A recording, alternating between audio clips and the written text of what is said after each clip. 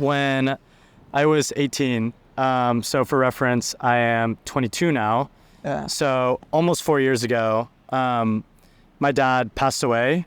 It was in a car accident. That's something I didn't really talk about in the video just because I didn't really see the need for it in the video. But it was essentially a sudden and unexpected death that hit my family pretty hard. Mm-hmm.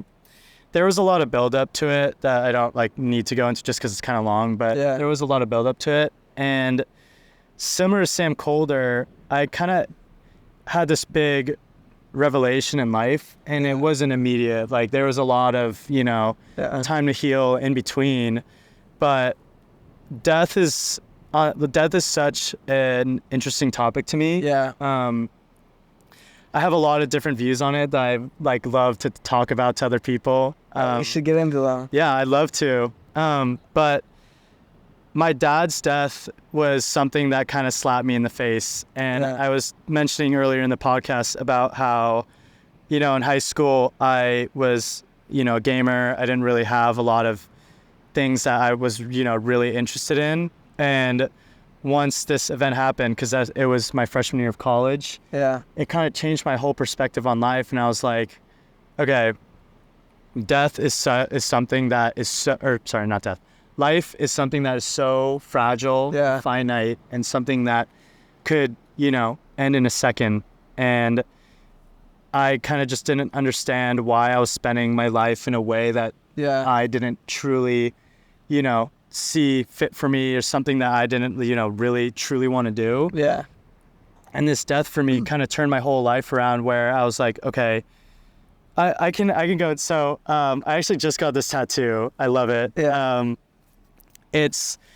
I designed it myself, and the meaning behind it, I haven't seen anyone talk about it, but I really like it. Yeah. So describe it's still healing. Yeah. So on this, I don't know if you could see it, but the whole premise of the tattoo is life implies death and death implies life. So at the core of those two phrases, they essentially mean the same thing. Yeah. Life implies death is we're living and we die, and death implies life is we die and we're living, right? Yeah. But it's all about perspective. The way I see life implies death is because we live, we have to die. Yeah.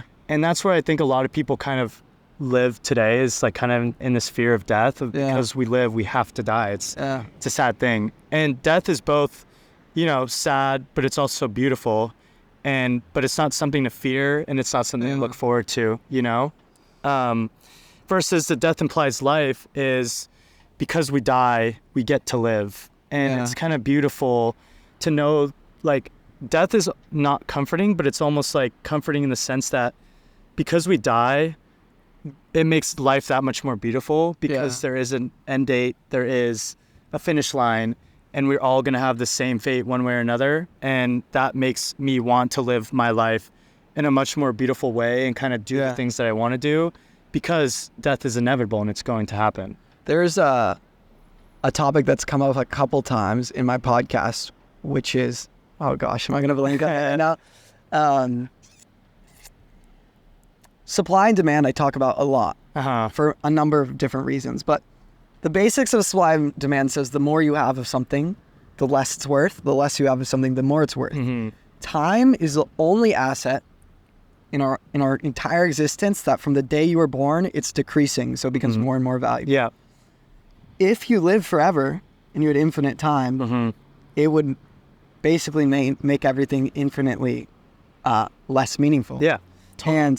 And because we know that time is so precious, it's kind of giving an economics vision of that tattoo, which I find quite interesting. I do want to ask, so from the perspective of soul wealth, again, going from achievements, money, possessions to memories and relationships, one of the big reasons I came up with this is because I think a lot about the concept of the deathbed. Yeah. Is almost no one on their deathbed says, hey, I wish I had hit 10 million subscribers, or I want to be remembered for my most popular YouTube video, or I want to be remembered for this achievement. They almost always want to be remembered for how they treated someone. Mm-hmm. But then in their day-to-day life, they spend more time on work, more time on videos, more time chasing achievements than they do in their relationships. Yeah. And from one degree, I totally understand, because I do the same thing, because you need to make a living, you need to create a band. Mm-hmm. But at what point are you living for work, which doesn't love you, and you're not living for people, which does love you? And I'm curious if your father's unexpected death gave you any similar revelations about life and work and loving others. Totally. That's not where I expected to go, but that's actually funny. So the type of household that I grew up in was the way my dad was. He grew up poor, and he essentially had to work for everything that he had to make himself successful and kind of provide my family with what we had, because he, did a good job providing for us. And that's the type of family I grew up where essentially he told me since I was young, you're going to get a good degree from a good college and get a good job that pays well. And I feel like that's something that's so common among so many people, is that they're kind of pushed into this route of life that not everyone agrees with, and that's the route that I was on, because that's all I knew, that's all I learned, and that's all I ever saw for myself. And once this unexpected passing happened in my family, I hate to say it, but my father didn't die happy because of work, if that makes sense. He essentially was always very stressed out about work towards the last few years of his life. Was very focused on work, and that was kind of something that consumed his life. And seeing this unexpected death and the way that he left the world flipped my view on what I wanted to do with my life, because I saw the route that he'd gone, and I essentially didn't put myself in that situation, but I kind of was like, okay, if I'm going to go down the same route, I don't want to have the same fate, And I wanted to do something where, like you said, I gain some memories right now, go through all the stuff, make some memories, make good friends, and everything that I wouldn't get through that other experience. Dude, that was deep, and I appreciate you sharing that. Yeah, of course. It reminds me of a parable that Tim Keller told. I'm sure he got it from someone else, but... All right, not Tim Keller, Tim Ferriss, the author of the 4-Hour Workweek. Yeah. And he said there was I don't know if it's a true story, it's a parable or whatever. Mm-hmm. He said there was a millionaire dude who worked in America, and he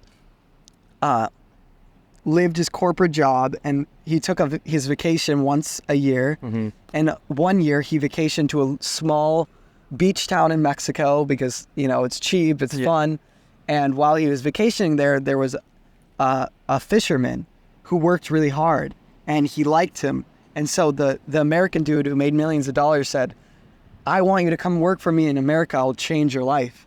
And the fisherman said, no, I like my life here. I have a family. Even though I live in a poor city, I like my life. Yeah. And the guy goes, but you don't understand. I can give you millions of dollars. I can change your life. And the fisherman says no. And so he goes back to his corporate job. He works another 30 years, and he retires. And he sits down with his wife, and he goes, where do you want to retire? And they say, well, that one place we took a vacation was pretty nice. Mm-hmm. So they moved to the place that they met the fisherman at. They retire, and they live the same life. Maybe he's in a nicer house, but the guy was there living the life for 40 years. Yeah. And he wasn't slaving to work to do it, mm-hmm. because he just understood that he didn't need to look in the future, And I always thought that was a really interesting story. There's been many moments in my life where I've gotten the opportunity to attend creator events and sit down with creators who have millions of subscribers or make tens of thousands of dollars. Mm-hmm. And I always ask myself, okay, I haven't made a single dollar from YouTube or my podcast.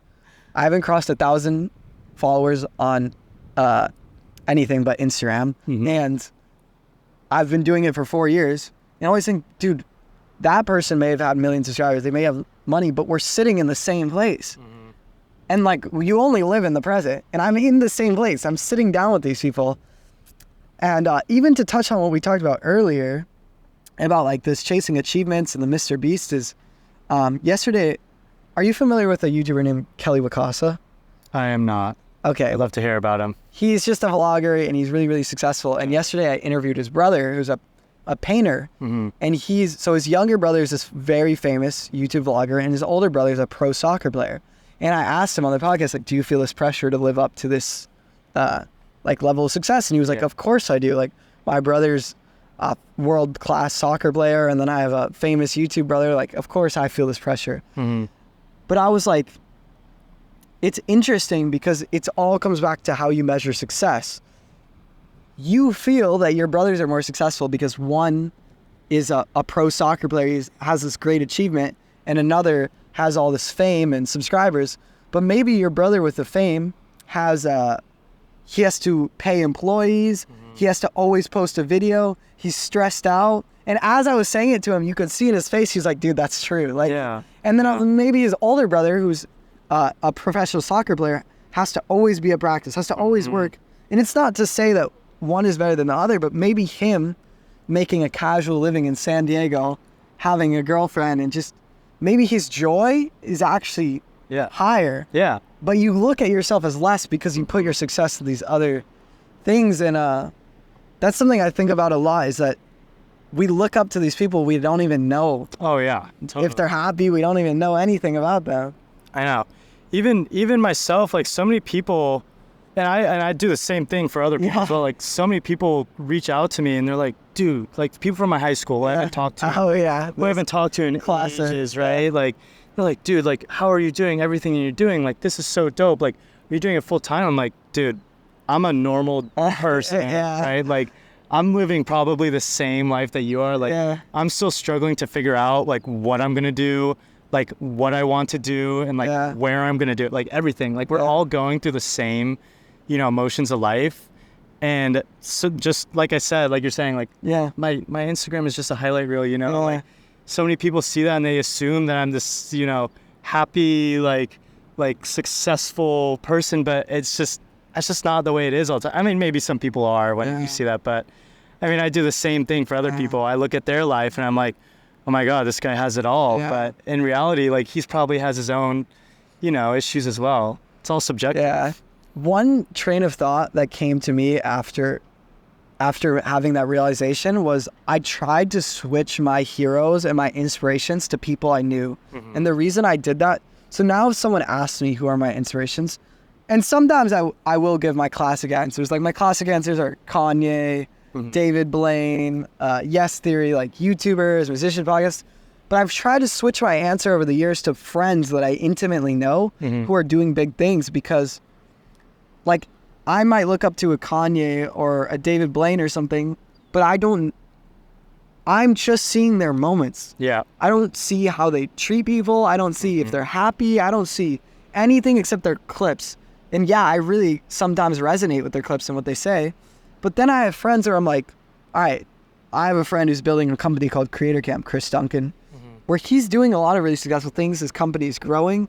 But I see him on a day-to-day basis. I see that he's happy. I see the way he treats people. I see the way... I'm like, dude, that guy's my inspiration. He is my best friend, and he's also my inspiration. I try to put my inspiration to people who I can intimately know their life. And I think that's also a huge reason why people are always like, my big inspiration is my mom or my dad, because it's like, you know their character. It's not like, oh, you've seen highlights of their lights. Yeah.